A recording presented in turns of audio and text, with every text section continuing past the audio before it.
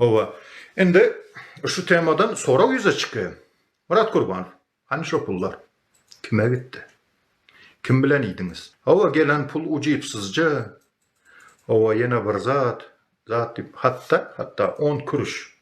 Türkiye'nin kuruşu bilen 10 kuruş atılan olsa da bir adam şu uğradan olsa fark adam advokatı üçün deyip şol adamın spros etmeni hakkı var. Mende birazcık dekontlarım var şol nemede. Hani advokat kim deyip men neçe aydan ver sorak gel oturayım. Kim şol advokat?